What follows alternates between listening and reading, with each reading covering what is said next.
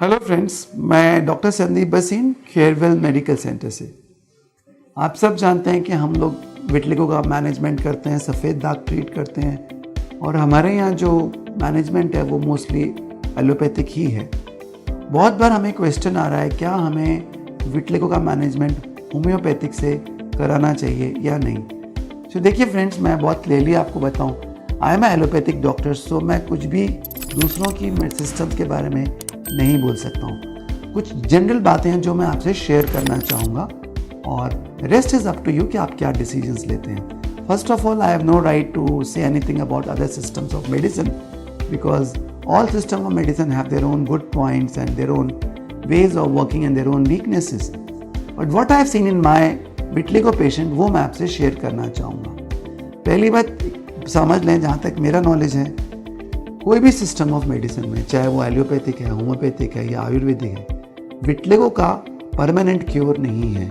ये ज़रूर है कि इन मेडिसिन से हम पैचेस को कंट्रोल कर पाते हैं, रिजल्ट ला पाते हैं या पिगमेंटेशन वापस आ जाता है, लेकिन after some time this pigmentation can go back and दोबारा से वाइट पैचेस आ सकते हैं। Second important thing what I see is that lot of patient come to me जिन्होंने होम्योपैथिक को ट्राई किया फॉर वाइट पैचेस। अक्सर उनका कहना होता है कि जब वाइट पैचेस में अगर हम होम्योपैथिक मेडिसिन लेते हैं तो ये वाइट पैचेस बढ़ना शुरू हो जाते हैं तेज़ी से, और अक्सर उनको बोला जाता है बाय द ट्रीटिंग डॉक्टर कि आप अभी ये होम्योपैथिक मेडिसिन लीजिए, शुरू में ये बढ़ेंगे, बाद में कम हो जाएंगे, लेकिन लॉट ऑफ केसेस वो कम नहीं होते हैं, इनफैक्ट बहुत ज़्यादा बढ़ जाते हैं। Now is it because of homeopathic medicine और is it because of natural course of disease, ये कहना मेरे लिए मुश्किल है। But I got lot of patients जिन्होंने होम्योपैथिक ट्रीटमेंट शुरू किया विटलिगो के लिए, उनके पैचेस तेज़ी से बढ़ गए।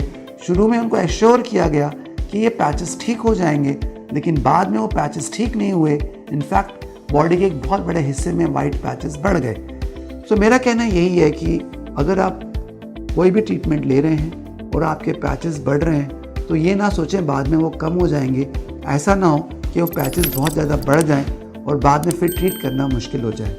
व्हेन वी कम, हमारे पास कोई पेशेंट आता है अगर अनस्टेबल विटलिगो के साथ, तो जो हम मेडिसिन स्टार्ट करते हैं, इम्यूनोसप्रेसेंट्स हैं या स्टेरॉइड्स हैं या JAK2 इनहिबिटर्स हैं, तो उसमें पहले 1-2 महीने का टाइम लगता है रिजल्ट्स आने में। सो 2 मंथ्स का वक्त लगता है कि पैचेस स्टेबल होंगे, नए पैचेस आना रुकेंगे।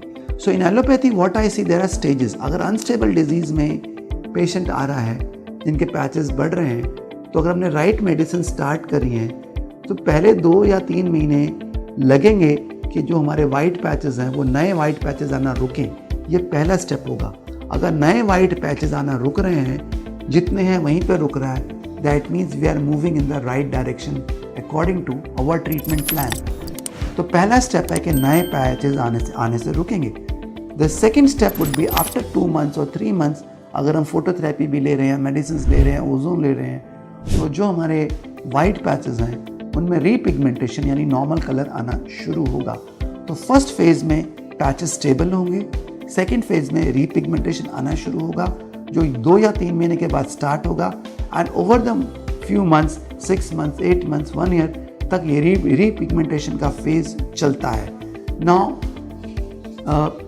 ये चीज़ समझना ज़रूरी है। अगर आप एलोपैथिक दवाई ले रहे हैं और आपके पैचेस बढ़ने 2 महीने के बाद नहीं रुक रहे हैं या 3 महीने के बाद नहीं रुक रहे हैं, तो या तो मेडिसिन चेंज करनी पड़ेंगी, जो दवाइयाँ दी जा रही हैं वो सही नहीं है, उनका डोज बढ़ाना होगा या दूसरी कैटेगरी ऑफ दवाइयों को इस्तेमाल करना पड़ेगा। That is something we have to keep in mind.